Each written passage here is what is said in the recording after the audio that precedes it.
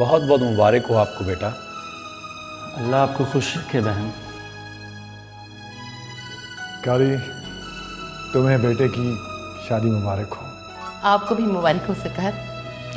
जाओ उससे मिल लो।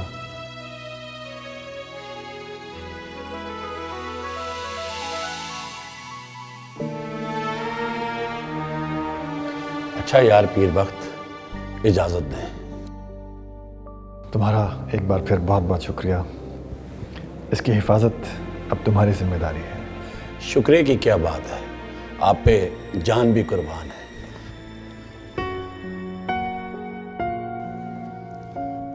आओ बेटा। ओके बेटा। आओ।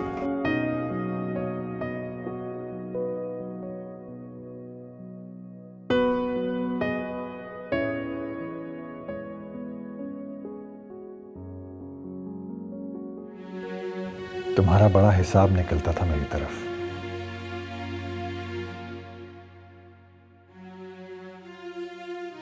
मुझे बेहद शर्मिंदगी है कि मैं तुमसे इतना बेखबर रहा।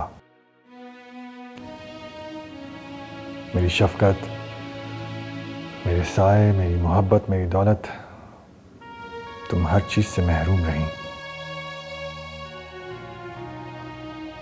और इन सब के बदले तुमने मुझसे एहराम मांगा। मैंने सोचा क्या पता मेरा ये एक अमल क़यामत के दिन मुझे तुम्हारी हक तलफी की सजा से बचा ले। मुझे आपसे कोई शिकायत नहीं है, पर यह बात सच है, अगर आज मेरा निकाह किसी और के साथ हो जाता तो मैं जिंदगी भर आपको माफ नहीं करती। अच्छा, तो हाँ कर देती उस वक्त? आपको कैसे इनकार करती?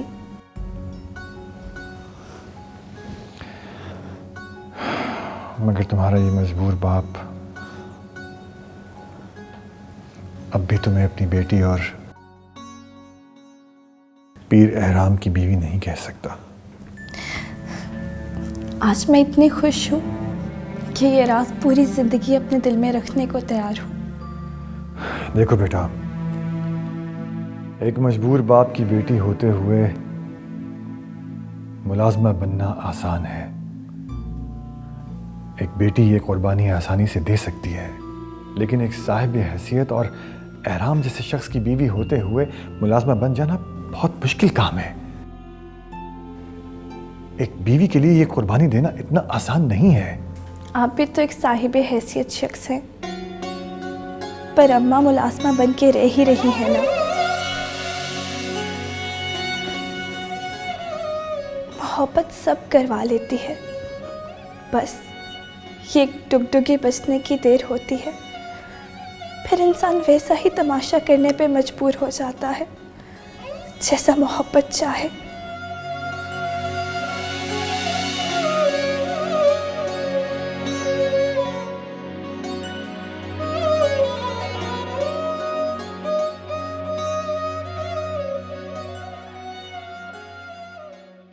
मार पड़े अम्मा काली की बदकिस्मती पर। सारा दिन लकी महल में गाने गाए बजाए, आज अपने बेटे के ब्याह वाले दिन कुछ भी नहीं गा सकी। मैंने तो सोचा था लाल रंग का लहंगा पहनूंगी। तो चलो, जिस दिन रुखसती होगी या ये राज खोलने का दिन आएगा, अपने दिल के सारे अरमान पूरे कर लेना। इंशाल्लाह इंशाल्लाह।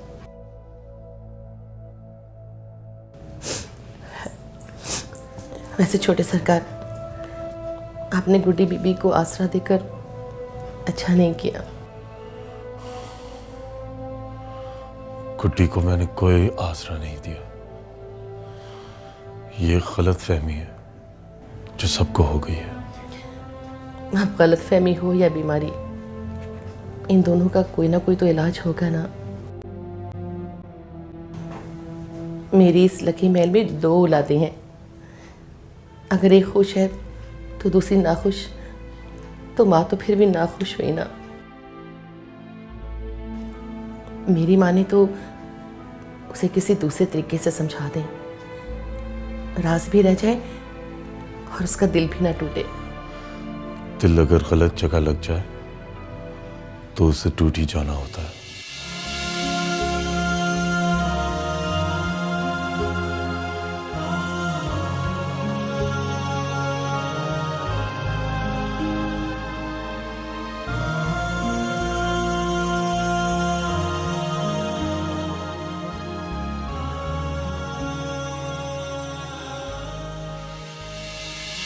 बड़े अरमानों से रखा है बलम तेरी कसम, हो बलम तेरी कसम, प्यार की दुनिया में पहला कदम हो पहला कदम। बड़े अरमानों से रखा है बलम तेरी कसम, हो बलम तेरी कसम, प्यार की दुनिया में ये पहला कदम हो पहला कदम। बड़े अरमानों से रखा है बलम तेरी कसम।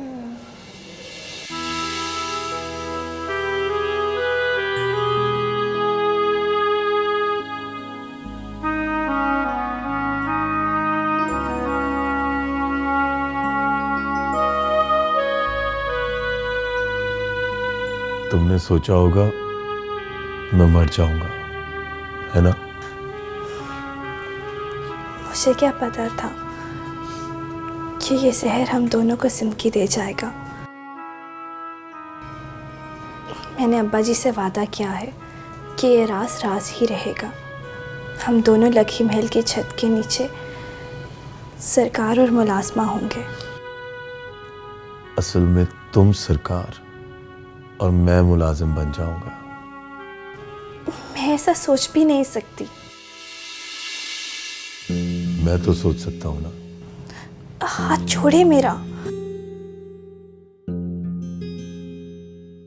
मैंने अब्बा जी से वादा किया है कि हम दोनों इस निकाह को मंगनी समझेंगे।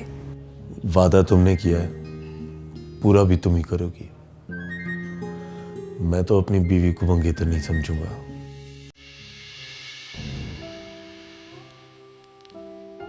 आप अच्छी तरह से जानते हैं सरकार, ऐसे छुपे हुए निकाह की सूरत में नुकसान हमेशा औरत का होता है।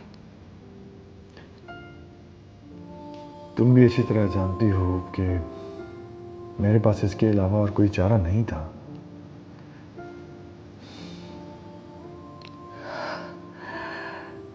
अगर तारीख ने फिर से अपनी कहानी दोहरा दी तो? मेरी ताया सरकार जैसी बुजुर्ग और बीमार मां नहीं है जिसका खत मुझे तुमसे बेवफाई करने और तुम्हें छोड़ने पर मजबूर कर दे।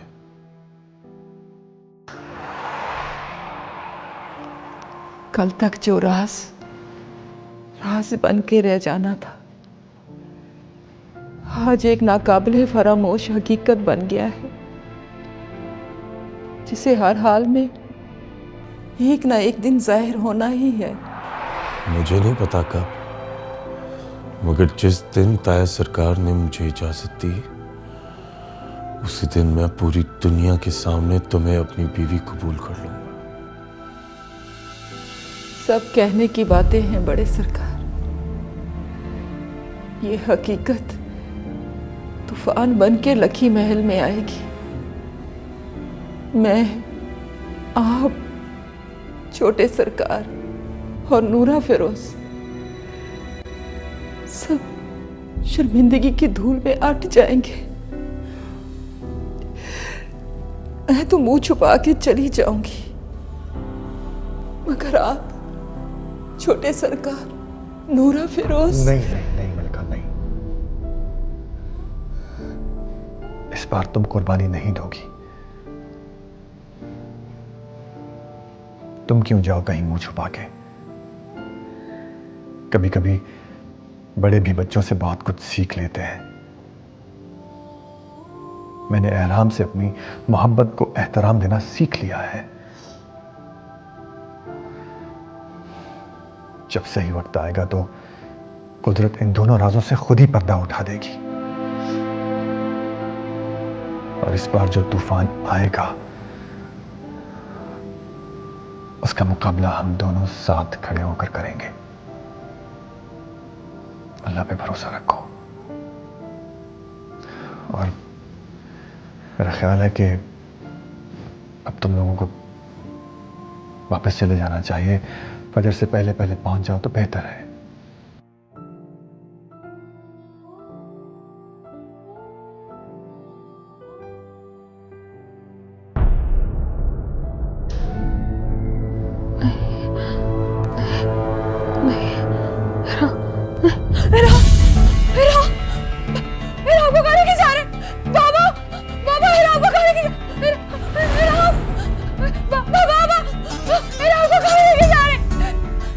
गुड्डी, क्या हुआ? क्या हुआ? गुड्डी बेटा होश में आओ। बेटा होश में आओ, कुछ नहीं हो रहा। वहीराम को लेके जा रहे हैं अम्मा। बेटा होश में आओ, बनफ्शे होश में आओ। वहीराम को लेके जा रहे हैं अम्मा। नहीं बेटा, बेटा वो ठीक है। एहराम बिल्कुल ठीक है, वो तो वापस घर आ रहा है। तुम खामखा परेशान हो गई थी, वो ठीक है। बहुत बुरा ख्वाब था। मैंने देखा रात का वक्त है और एहराम का जनाजा लॉन से उठाया जा रहा है और ये रहे कि खाला अम्मी के घर जनाजा दफन होगा। हाँ, हापुर में चीख चीख के कह रहे कि नहीं, उसका जनाजा लखी महल में दफना दे। ये लो पानी पियो बेटा, कुछ नहीं हुआ, बुरा ख्वाब था, बिल्कुल ठीक है एहराम। उसे तो छुट्टी भी मिल गई है, तुम्हारे बाबा उसे घर लेकर आ रहे हैं, कुछ नहीं हुआ उसे। पर डॉक्टर्स तो कह रहे थे कि वो बहुत डिप्रेशन में है और जब तक उसे साइकियाट्रिस्ट नहीं देख लेगा उसको घर ले जाना खतरनाक है। मैंने पूछा था तुम्हारे अब्बा जी से, उन्होंने बताया है कि वो वजह ही खत्म हो गई है जिसकी वजह से उसने ये हरकत की। अब ऐसा नहीं होगा। क्या पापा ने दोनों रिश्ते तोड़ दिए? नहीं, ये इतना आसान नहीं है। क्या मतलब? क्यों नहीं आसान? हम दोनों वहां शादी करना नहीं चाहते और ना करेंगे। एक की जान तो मौत से बच गई और रही बात मेरी, तो मैं साले से शादी का सुन के शायद अपनी जान बचाने का भी टाइम ना दूं। क्यों पीछे पड़ गई है वो हमारे? तुम दोनों एक दूसरे से इतनी शिद्दत से मोहब्बत करते हो और मुझे पता ही नहीं चला। तुम्हें पता है, उसने तो तुम्हारे बाबा से तुम्हारा हाथ भी मांग लिया था। बड़ी मिन्नतें कर रहा था गरीब। पता नहीं मुझसे क्यों कतराता है। मैंने जब पूछा तो साफ मुकर गया। अम्मा, तो आप कुछ करें ना, हम दोनों एक दूसरे के बगैर मर जाएंगे। और अब चाहे जो भी हो, बाबा को हमारा साथ देना ही होगा।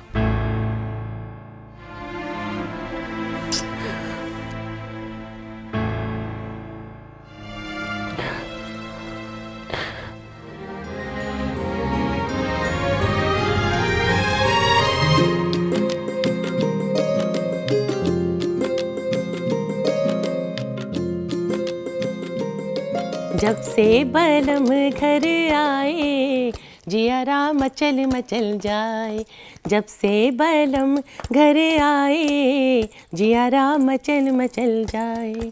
ओ दिल ने दिल से कहा था फसाना, दिल ने दिल से कहा था फसाना, लौट आया है गुजरा जमाना, ओ लौट आया है गुजरा जमाना।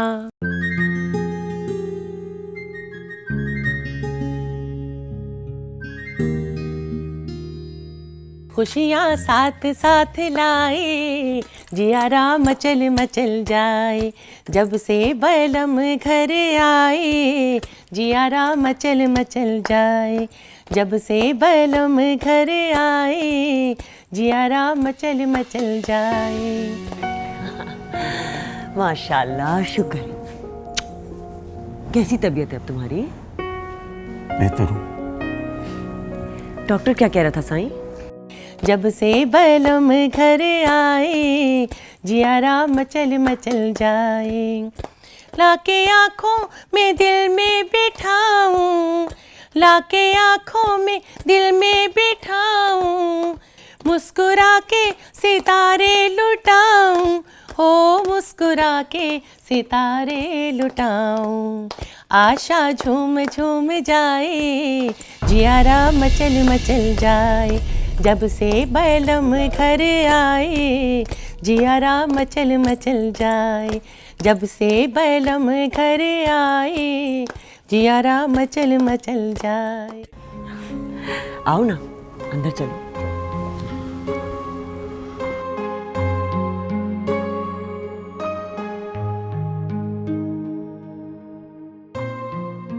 गुड्डी भी तुम्हारे लिए बहुत परेशान हो रही थी।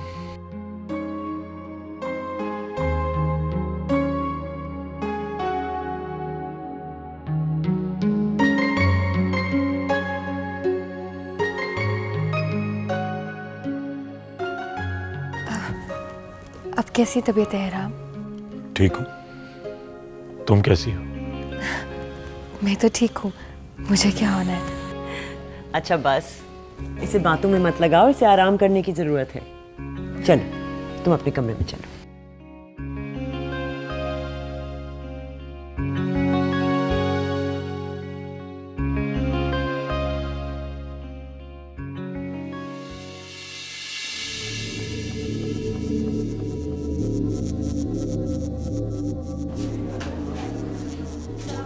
बख्तावाला गांव से एक पेशेंट एडमिट है, पीर एहराम के नाम से। जी वो लोग यहाँ से चले गए, पेशेंट को डिस्चार्ज कर दिया गया है। चले गए और हमें बताया भी नहीं?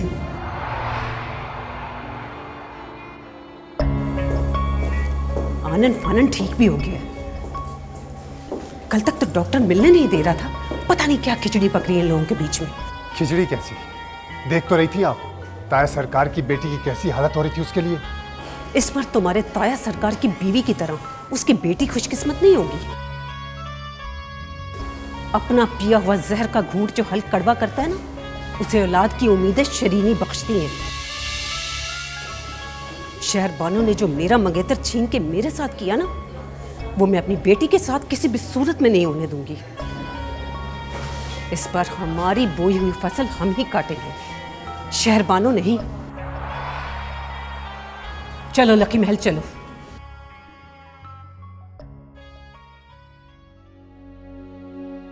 मेरी फुप्पी की बेटी है यार, हम एक साथ पले बढ़े, दुख सुख सब साझा था। कभी उसके बाप के बारे में सोचा ही नहीं। मोहब्बत करते हुए तो हर किस भी ख्याल नहीं आता। हस्ब का नस्ब का दीन धर्म अपने पर आए, किसी भी चीज का होश नहीं रहता। अल्लाह अल्लाह करके उसे मेरी मोहब्बत का एहसास हुआ था, बुला रही थी मुझे। और किस्मत तो देखो, फुप्पी भी मान गई थी। पर जब तुम्हारे ताया से इजाजत मांगी तो उन्होंने साफ मना कर दिया कि नहीं, ये पीरों की बेटी है, खून है हमारा। तुम जैसे कमी कमीन के हवाले नहीं किया जा सकता ऐसे। पर जब उसके बाप ने उसकी कभी खबर ही नहीं ली, ना जाने कौन था, हम तो उसे जानते भी नहीं थे।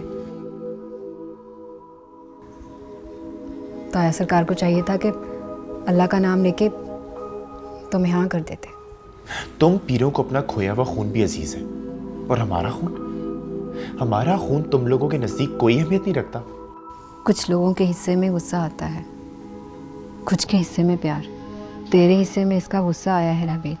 चलो ये भी बहुत है, गुस्सा सुनाने को ही सही, इसने तुम्हें बुलाया तो। राबेल, आई एम सॉरी। देखो मैं भूल जाता हूँ बार बार कि तुम मेरी दोस्त हो, सिर्फ एक पीरजादी नहीं। एक और बात भी है, तुम्हें वो याद है? मुझे अगर गलती से तुमसे मोहब्बत हो भी जाती तो भी ये नामुमकिन था। तुम लोगों की खानदान में जाके मुझे मेरी फुप्पी की बेटी नहीं मिल सकी, तो तुम तो सरासर उस खानदान का हिस्सा हो। तुम मुझे कहां से मिलती?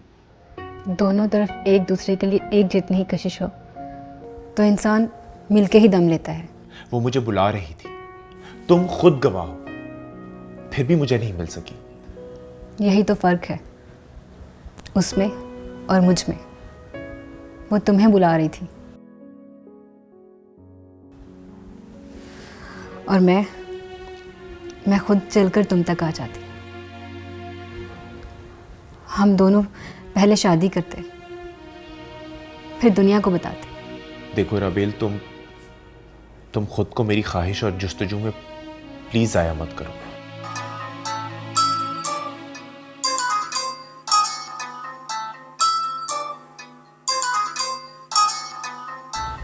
अम्मा का फोन।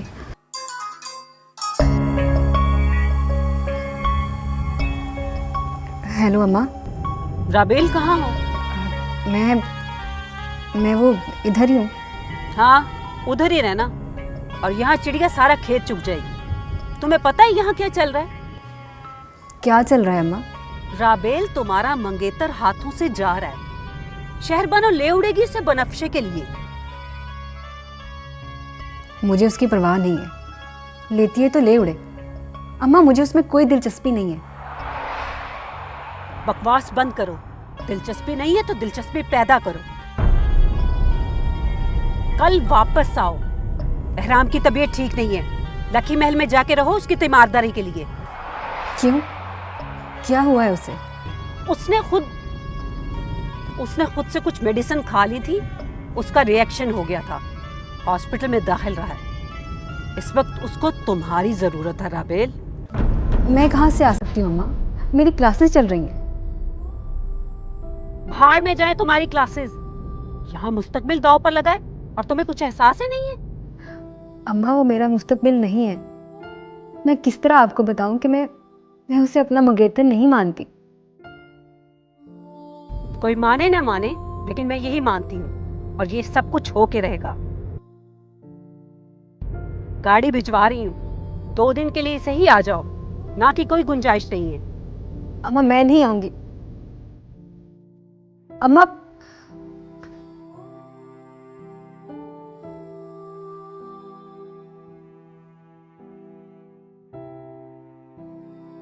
क्या हुआ? मेरे सो कॉल्ड मंगेतर की तबीयत खराब है। अम्मा को लगता है कि ताया सरकार अपनी बेटी की शादी उससे करवा देंगे, और मुझे कह रही है कि 2 दिन के लिए आके लकी महल में रहो। Lucky Mahal? राबेल प्लीज जाओ यार, और जाके मेरी बात नूर अफरोज से करवाओ।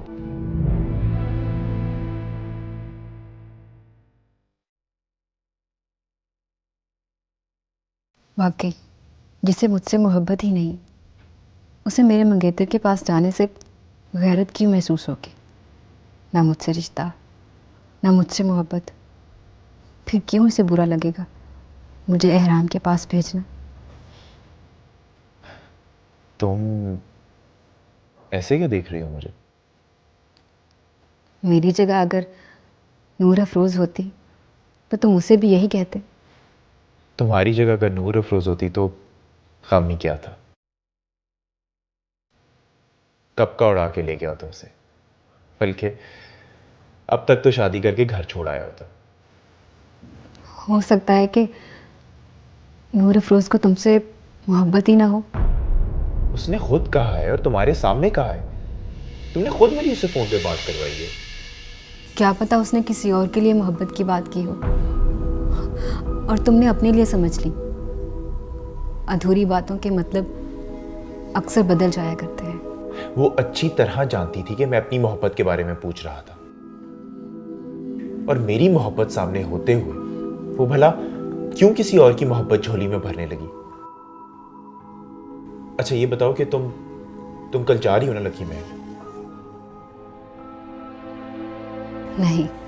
चली जाओ ना यार, क्या पता उसे तुम्हारी मदद की जरूरत हो।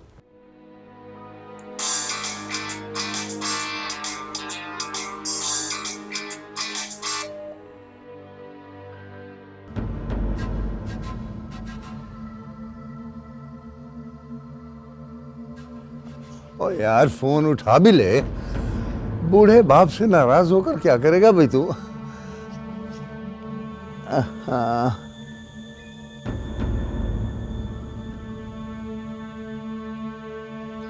रिश्ता तुझे बड़े लोग नहीं दे रहे और गुस्सा सारा गरीब बाप पर निकाल रहे, ये तो कोई बात ना हुई। किसका फ़ोन है जो रिसीव नहीं कर रहे? उस बाप का जो अपने बच्चे की जुबान ही नहीं समझता। क्या मतलब? मतलब ये कि मेरे अब्बा का फोन है, वो तो जैसे बेहिस्सी हो गया मेरे मामले में। इस तरह से रिएक्ट किया अब्बा ने कि जैसे नूर अफरोज उन्हें बहू के रूप में पसंद ही नहीं थी।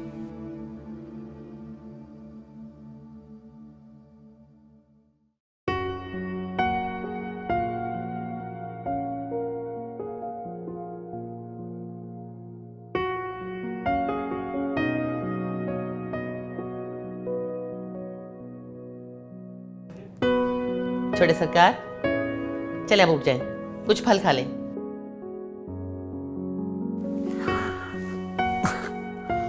क्या अम्मा काली, ये छोटे छोटे काम तो बीवियों के करने वाले होते हैं ना। वो इसी घर में रहती है, आप चाहती तो ये फल उसके हाथों भिजवा देती। यहाँ की दीवारों के सिर्फ कान नहीं, जबान भी है।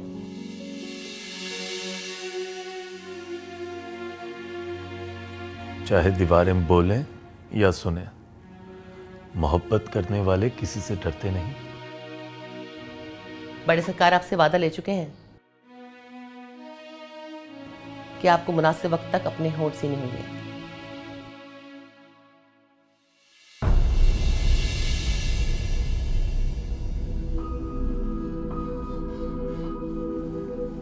तुम कब आई? गुड्डी दीदी, आप कब आई? आपके आने का तो पता ही नहीं चला। मैं तो बस अभी ही आई हूँ। आप लोग इतना घबरा क्यों गए? नहीं, घबराना कैसा? अम्मा काली, मुझे दे, मैं खुद ही फ्रूट काट के देती हूँ।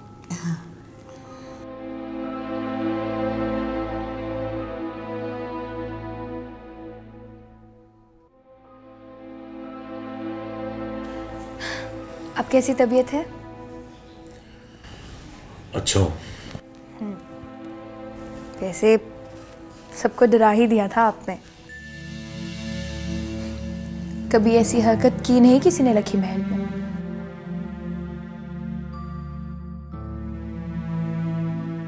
वैसे पूछ सकती हूँ,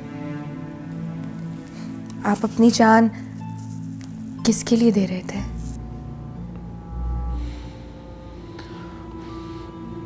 बनफ्शे,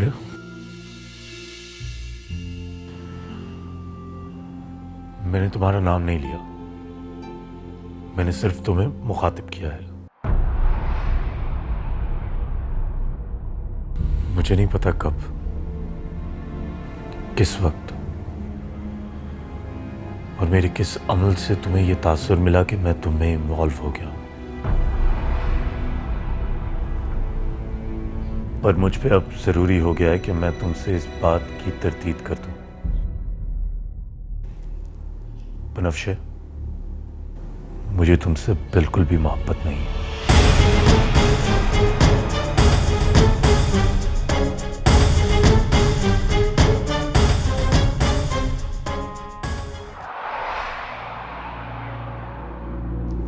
अरे आपा, आप इतनी सुबह सुबह? खैरियत? सलाम ताई। वालेकुम सलाम। क्यों, तुमने क्या समझा था? तुम एहराम को 7 पर्दों में छुपा के घर ले आओगी और हम उससे मिलने भी नहीं आएंगे यहाँ? मैं क्यों छुपाऊंगी उसे 7 पर्दों में? ये तो तुम भी जानती हो और मैं भी। आप फिर शुरू हो गई। सच कहा है तुमने, अभी तो शुरुआत ही है। इख्तिताम की हद का अंदाजा भी नहीं है तुम्हें। मतलब? छोड़ो, अनजान बन जाना तो तुम्हारी पुरानी आदत है। ये बताओ कि कहाँ है मेरा दामाद?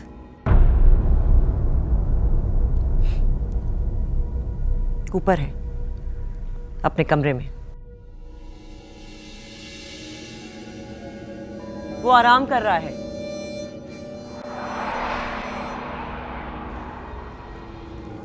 तो हम भी तो उसे बताएं ना, हम कितने बेआराम और बेचैन हैं उसके लिए।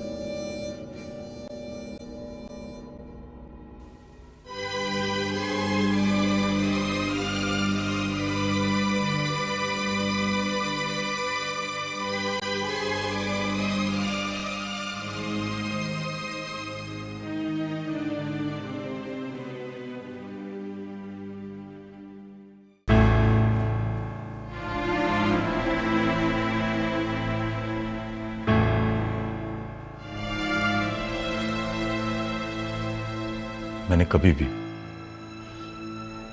किसी से भी तुमसे मोहब्बत का इजहार नहीं किया।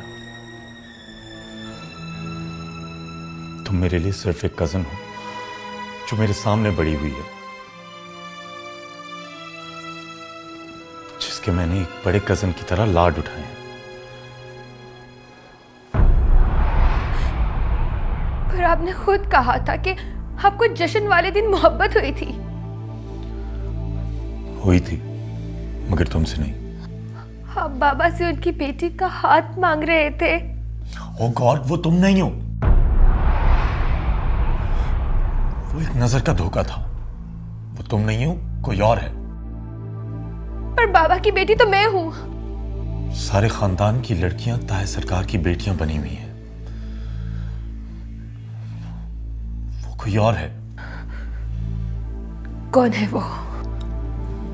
वक्त आने पर बताऊंगा।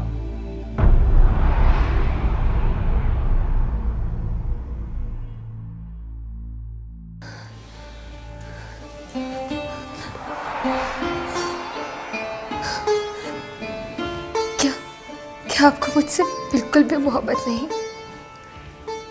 नहीं। वो खुदकुशी, वो बातें, वो सब मेरे लिए नहीं था। नहीं। झूठ, सफेद झूठ। बाबा ने आपसे वादा लिया है ना कि आप मेरा नाम तब तक नहीं लेंगे जब तक वक्त ठीक नहीं आ जाता। ऐसा कुछ नहीं है गुड्डी, ये सिर्फ तुम्हारी गलतफहमी है।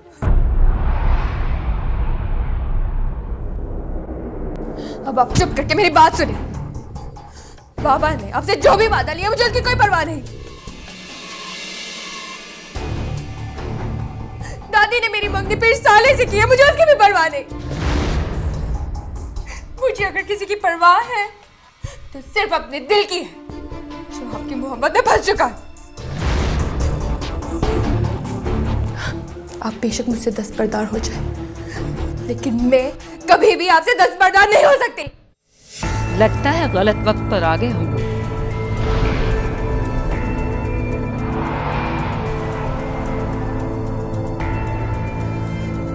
नहीं, चाची जान, आप प्लीज आइए।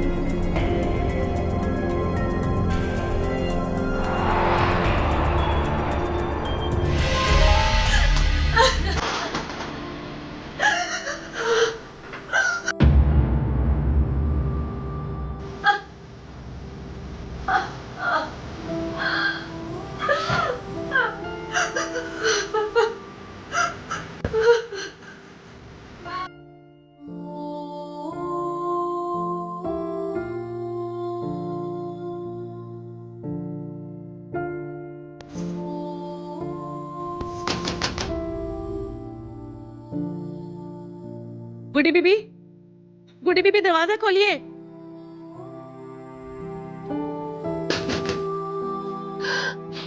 अम्मा गाली, तुम जाओ यहाँ से, मुझे अकेला छोड़ दो।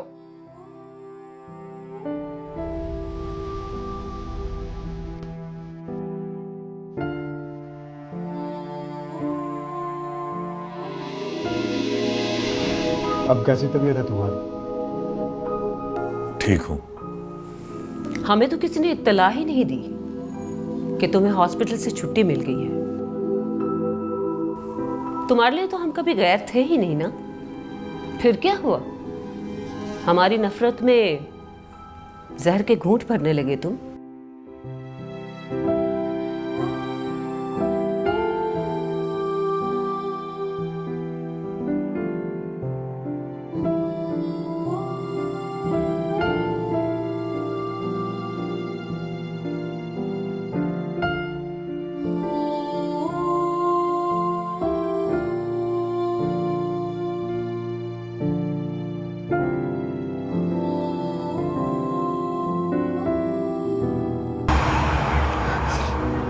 ये जख्मी कब हुआ?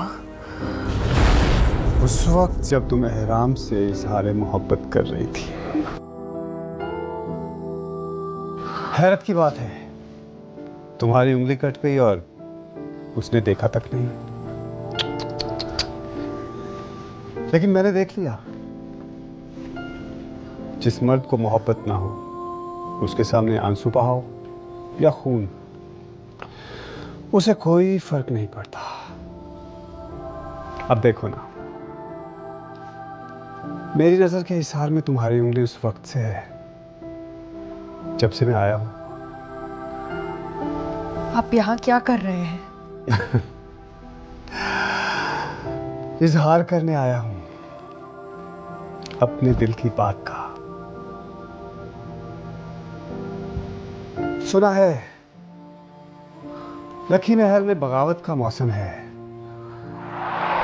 हर कोई अपने दिल की बात सुन रहा है, तो मैंने सोचा मैं भी अपने दिल की बात कहकर आऊं। आप प्लीज नीचे जाएं। क्यों? मैं क्यों नीचे जाऊं? मुझे तो अभी पता चला है कि तुम बहुत बेबाक किस्म की लड़की हो। मुझसे इतना घबरा क्यों रही हो? आखिर मुझ में और एहराम में फर्क ही क्या है? मेरा ख्याल है कि आप यहाँ से नहीं जाएंगे। मैं ही जाती हूँ यहाँ से। कितनी न डरो तुम, तुम्हें जरा भर एहसास नहीं? तुम्हारे मंगेतर ने तुम्हें अपने कजन बल्कि अपने होने वाले बहनोई के साथ इज़हार मोहब्बत करते देख लिया। वो आपकी बहन से शादी नहीं करेगा। शादी तो वो तुमसे भी नहीं कर पाएगा। मेरी शादी आपका मसला नहीं है। लेकिन मेरी शादी मेरा मसला है, जो तुमसे करवाई जाएगी। मैं आपसे शादी नहीं करूंगी। तुम ना करो, तुमसे करवाई जाएगी। एक बात कान खोल कर सुन लो, तुम पीर साले बख्त की मंगेतर हो। तुम्हें दादी अम्मा मेरे नाम कर गई थी। पीर साले बख्त अपने नाम पर होने वाली गाड़ी भी किसी को नहीं बेचता। तुम तो फिर मेरी मंगेतर हो।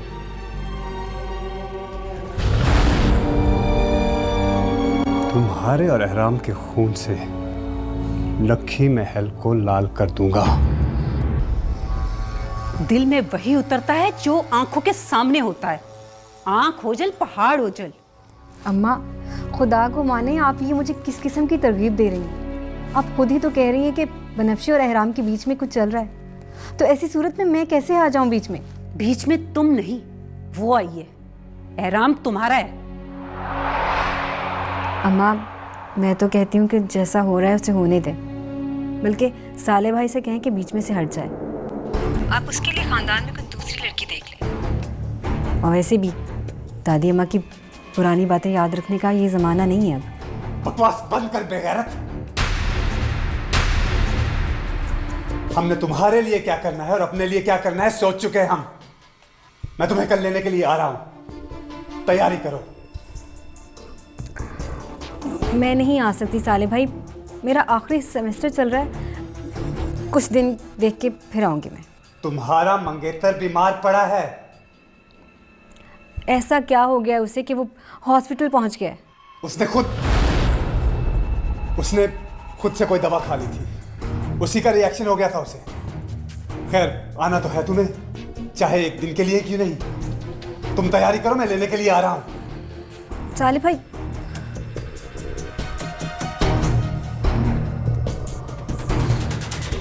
दिल तो मेरा कर रहा था मैं बनफ्शे का गला घोंट दूं। हैरत की बात है माँ, वो कांपती झांपती ताया सरकार के पीछे छुपती छुपाती वो मस्कीन सी लड़की इतनी ना डर कैसे हो गई। उसकी आंखों में मेरे लिए ना तो खौफ था और ना ही मोहब्बत।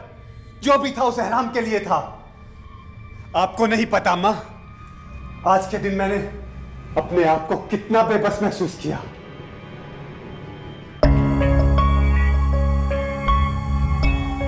इस बेबसी की उस वक्त तक आदत डाल लो साले, जब तक तुम्हारी शादी बनफ्शे से नहीं हो जाती है। और तुम्हारे ताया सरकार की नजर में अजीम बनने का एक ही तरीका है, बेबस नजर आना। और तुम जानते हो, ये दुनिया उसी को अच्छा कहती है जो बेबस हो या बेबसी का चोला पहना हुआ हो। जितना बड़ा बेबस उतनी बड़ी नेकनामी है। और नेकनाम होने के लिए तुम्हें बड़ी मेहनत करनी पड़ेगी पीर साले।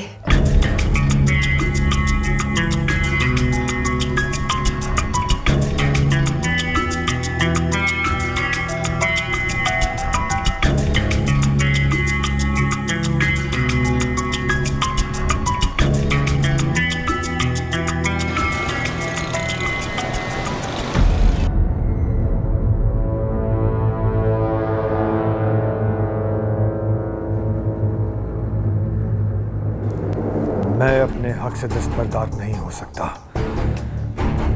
और ना ही अपनी बेटी की शादी पीरों से बाहर किसी छोटी जात।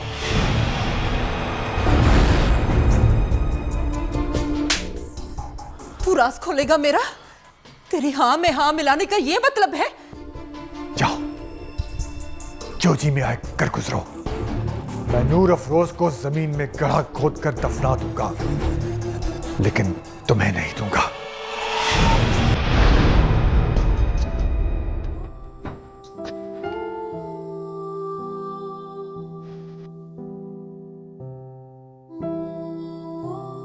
बेखैर था, तूने तो हमारी 7 पुश्तों को ही दागदार कर दिया। अब मैं क्या मुंह दिखाऊंगा क़यामत के दिन अपने बड़े पीरों को? हाँ, पुप्पी, पुप्पी से मेरी साथ आने की। पुप्पी ऐसा ना कर। पुप्पी वो रो रही है।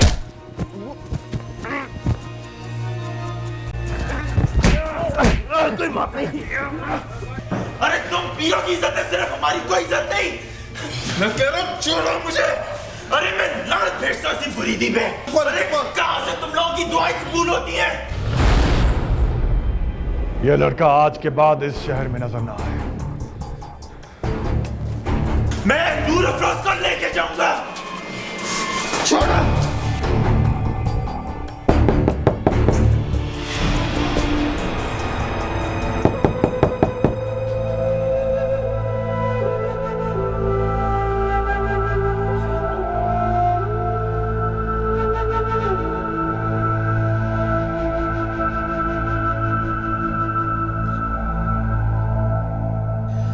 अब्बा, तू इस वक्त?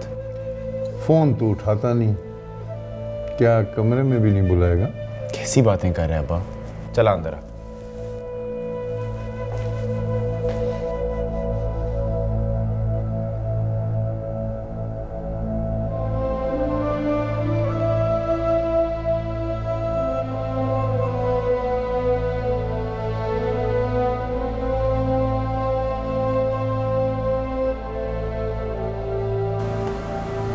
कुछ लेगा अब्बा? चाय लाऊं? बात मत कर मुझसे, मैं तेरी शक्ल भी नहीं देखना चाहता। तू मुझे मनाने आया, मुझसे लड़ने आया?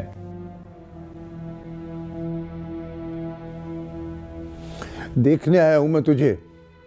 उदास हो गया था मैं तेरे लिए, और तू इतना बड़ा हो गया है, बाप सा हो गया कि मेरी डांट का इतना गुस्सा किया कि आके बैठ गया या है? अब्बा, मैं तेरी डांट पे गुस्से नहीं था। मैं इस बात पे नाराज था कि तू मेरा मसला नहीं समझ रहा। ना भला क्या है मसला तेरा है? और तू जानता है वो बड़े बाप की बेटी है, तुझे नहीं मिल सकती, फिर भी बार बार वहां जा पहुंचता है? अब्बा अब मामला मुख्तलिफ है। वो मुझसे मोहब्बत करती है, फुप्पी भी राजी थी, बीच में आ गया वो पीर बख्त सुभान, जो बदकिस्मती की तरह हमारे नसीबों पे छा गया। नूर अफरोज ने खुद कहा तुझसे? हाँ अब्बा। कैसे? फोन पे। फोन तो उसके पास है ही नहीं। अब्बा तू छोड़ इन बातों को, बात हुई है उससे मेरी, वो राजी है, बस तू हिम्मत कर। तो फिर शुरू हो गया ना? अब्बा एक बार तू खुद फुप्पी के पास जा, उसे याद दिला, उसकी हिम्मत बंधवा, उसे समझा, उसे वापस आने के लिए कह। और अब्बा अब तो हमारे अच्छे दिन आने वाले, उन दोनों के बगैर क्या अच्छा लगेगा तुझे मुझे? और मेरी फुप्पी क्यों रहे उस घर में मुलाजमा बन के? कबीर, वो शोहर है उसका पुत्र। अब्बा अब फुप्पी का सारा खुमार उतर गया, उसने उसे मुलाजमा बना के रखा हुआ है, और हो सकता है वो तेरी तरफ से किसी इशारे की मुंतजिर हो। और मैं अलग अफसर लगने वाला हूं, अब हालात मुख्तलिफ हैं। और मैंने खुद फुप्पी के लहजे में शिकवा और बेजारी देखी है। तू एक बार मेरे साथ चल, हम फुप्पी से बात करेंगे, और तू साथ होगा तो नूर अफरोज तुझसे मिलने के बहाने बुलाई जा सकती है। दोनों से मिलके तसल्ली करके हम मिलके जाएंगे पीर बख्त सुभान के पास, और कहेंगे कि भाई अब हमारी जान छोड़, हम जहां से आए हैं वहीं वापस जा रहे हैं। कबीरे, तू अपनी जगह से 1 इंच भी नहीं हिला। मोहब्बत के जिस नुक्ते पर तू खड़ा था, अब भी तो उसी नुक्ते के गिर्द ही घूम रहा है।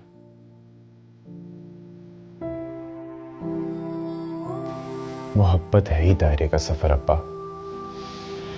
इसमें एक इंसान को महवर बना के बस उसी के गिर्द घूमा जाता है। तुझे पता है अब्बा, मैं समझता था कि मैं बड़ा खुशकिस्मत हूं, मुझे जिससे मोहब्बत है वो मेरे घर में है, मेरी दस्तरस में है। जैसे अपनी ही नजर अपनी ही मोहब्बत को लग गई, और वो मुझसे कोसों दूर चली गई।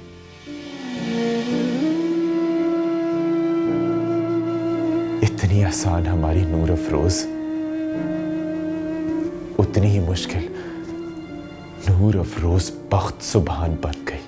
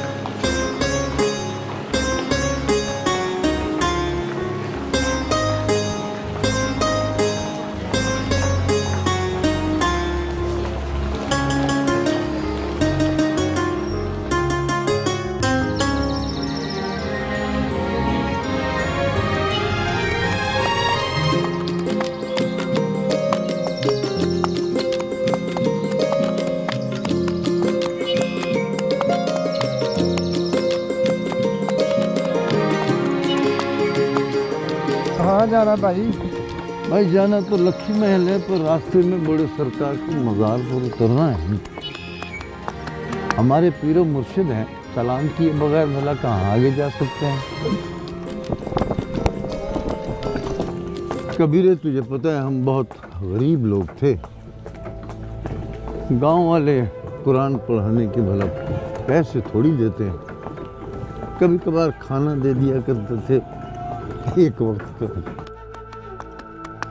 बड़े बख्तां वाले सरकार ने फिर अब्बा जी का वजीफा लगा दिया। पूरे साल का अनाज वो ही देते थे। उनके घर से दूध लस्सी मिल जाता था। बड़ा नमक घुला है उनका हमारी हड्डियों में। फिर आहिस्ता आहिस्ता मैं और शेर मोहम्मद खेती बाड़ी करने लगे और अल्लाह ने हाथ पकड़ लिया। शेर मोहम्मद? कौन शेर मोहम्मद? मेरा चचाजाद था। पहले उसने हमें छोड़ा, फिर हमने गांव छोड़ दिया। हमने उसे वहां ढूंढा मगर वो कहीं रुस कर ही चला गया। फिर हमारे पास ज्यादा वक्त भी नहीं था कि उसका इंतजार करते, हम भी चले गए। तो गांव कब छोड़ा तुम लोगों ने? मलका की शादी के फौरन बाद। सारी कुर्बानियां तुम लोगों ने दी और इन पीरों ने, इन्होंने सिर्फ और सिर्फ ऐश किया। एक तो तू पक्का शहरी हो गया है, सारे अदब व आदाब ही भूल गया। जो जी में आए, जहां जी में आए, बस बोल देता।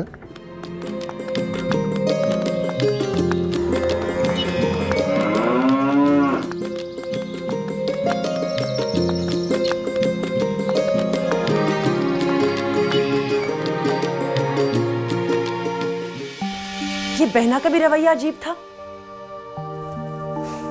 मुझे यूं नजरअंदाज करके ऊपर चली गई एहराम के पास, जैसे मैं घर में मौजूद ही नहीं हूं। और उधर एहराम को देखें, पहले तो राबेल से जान छुड़ाने के लिए अपनी जान देने को तैयार था, और अब चुपचाप भीगी बिल्ली बनके आपा को चची अम्मी कह रहा है। मैं और मेरी बेटी तो अकेले मुजरिम बन गए ना। बीबी, मैंने आपसे कितनी बार कहा है कि एहराम को आपकी बेटी में कोई दिलचस्पी नहीं है। आपको पता है आपका ये अमल आपको अपनी बेटी से कितना दूर कर रहा है? मेरा अमल? मेरी बेटी का दूर होना? क्या मतलब? साईं, ये क्या बचपना है? आप अच्छी तरह जानते हैं कि एहराम राबेल से नहीं, गुड्डी से शादी करना चाहता है। मोहब्बत करता है उससे, और गुड्डी भी उससे मोहब्बत करती है। और आपने न जाने उससे क्या वादा लिया है, जो वो गुड्डी के सामने साफ मुकर गया। ठीक है, दुनिया के सामने ये बात करना मुनासिब नहीं है, लेकिन आप हमसे तो खुल के बात करें ना। क्या हो गया है आपको बीबी? कैसी बातें कर रही हैं आप? मैं आपको पहले भी कह चुका हूं कि ऐसी किसी बात का कहीं कोई वजूद नहीं है। अच्छा, तो फिर आप मुझे बताएं, एहराम ने खुदकुशी करने की क्यों कोशिश की थी?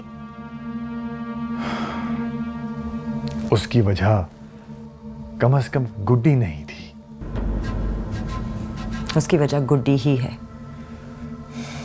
और आपके इसी रवैये की वजह से एहराम संभल गया है। आपको पता है, उसने गुड्डी के सामने इस हकीकत को साफ छुटला दिया है, और उस वक्त से वो रो रो के कोहराम मचा रही है।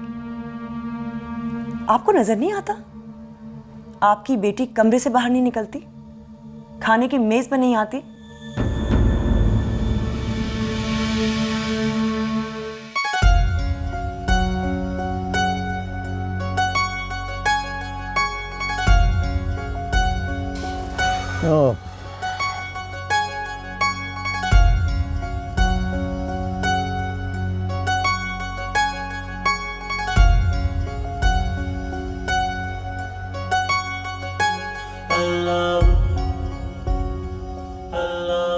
अच्छा हुआ कबीर पुत्र है जो तू यहाँ सलाम करने आ गया, वरना तूने यहाँ कब आना था?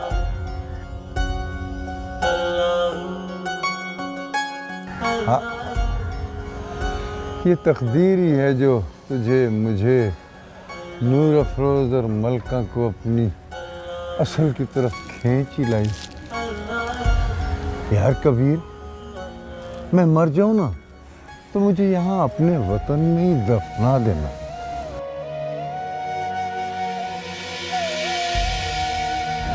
वक्त ने देख सारे राजों पर पर्दे ही रख लिए। अब्बा तू भी ना पूरी मलकाए जज्बात है। अब भला बैठे बैठाए ये तेरी मौत का जिक्र कहाँ से आ गया बीच में?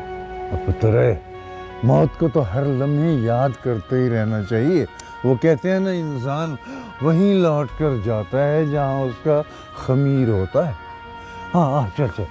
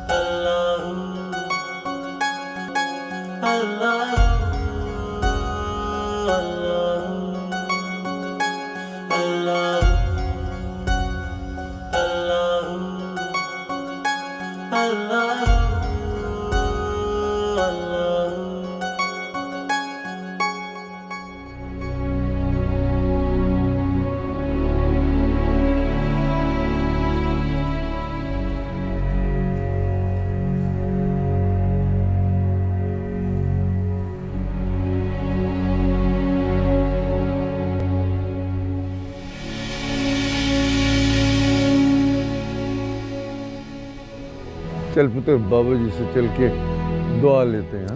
वो अब्बा चल, अब मुझे नहीं लेनी किसी से दुआ। और वैसे भी कोई फकीर है बैठा हुआ, ऐसे क्या दुआ लेनी?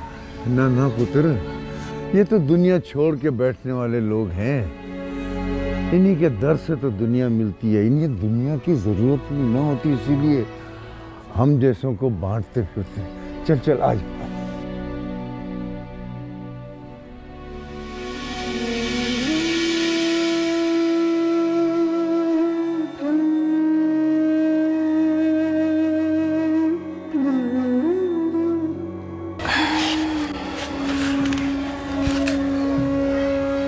बाबा जी, ये बेटा है मेरा कबीर, इक्को एक पुत्र है मेरा। बस इसके लिए दुआ करें।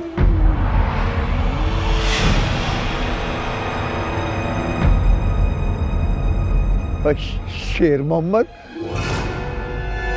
शेर, ये क्या हालत बनाई हुई है तूने अपनी, है? ये शेर मोहम्मद है, शेरू। शेर मोहम्मद? कौन अब्बा? कौन शेर मोहम्मद? वो मेरे ताए का लड़का। हम दोनों एक साथ खेले बड़े हैं बचपन से। क्या क्या हालत बना ली है तूने अपनी, है? यहाँ क्या फकीर बना बैठा है तू? उठ उठ उठ उठ इधर से, चल चल मेरे साथ चल, उठ ना, चल यार।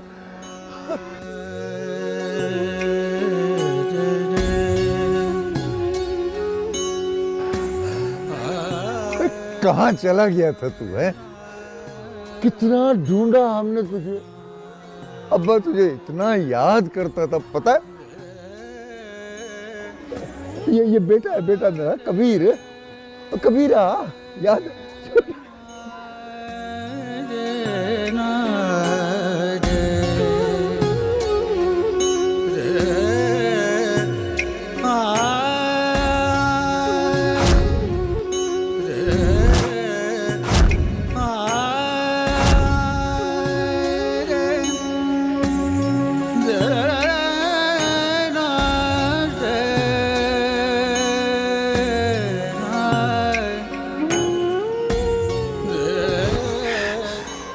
क्या हो गया तुझे शेरू चाचा? ये तूने क्या हाल बना ली अपना? तू कहाँ चला गया था?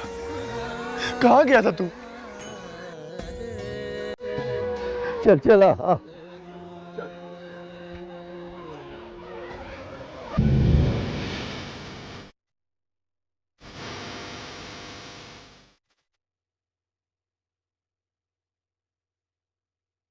आपको नजर नहीं आता आपकी बेटी कमरे से बाहर नहीं निकलती, खाने की मेज पर नहीं आती?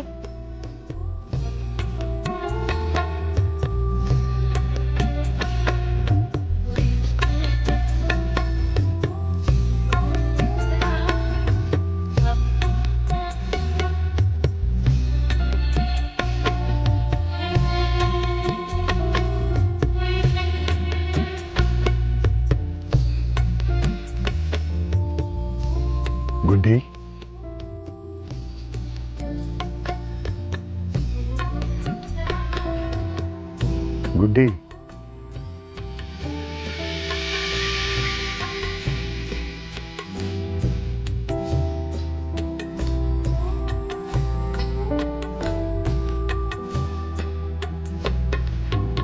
ये क्या हाल बनाया हुआ तुमने? तो बाबा, आजकल नींद बहुत आती है ना, लेटे लेटे कब आंख लग गई पता ही नहीं चला। ये क्या सुन रही हो तुम आजकल?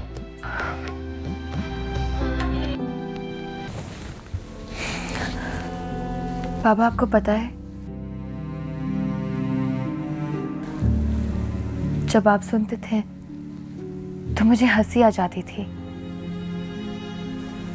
लेकिन अब जब मैं सुनती हूँ तो खुद ब खुद रोना आ जाता है। मुझे अब सारे मुश्किल शेरों का मतलब समझ आने लगा है। गुड्डी, तुम उस चीज के खो जाने पर रो रही हो जो कभी तुम्हारे हाथ में थी ही नहीं। बाबा, आप कुछ जानते ही नहीं है। मैं जानता हूं, उसे तुम में कोई दिलचस्पी नहीं है। आप जानना चाहते ही नहीं है बाबा जी। आपने अपनी आंखों में दादी सरकार के वादे की पट्टी बांध रखी है, तो आपको मैं और वो क्या नजर आएंगे? नहीं बेटा, ऐसा नहीं है। एहराम ने खुदकुशी करने की कोशिश तुम्हारी वजह से नहीं की। अच्छा, चले आप ही बता दें किस वजह से की थी।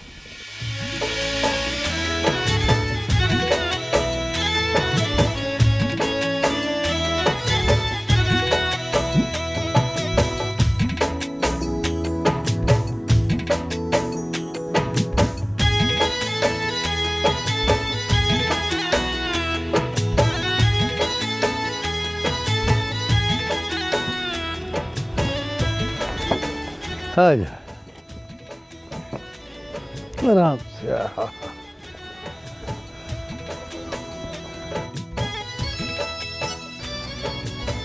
क्या शेरू, इस जगह को पहचाना?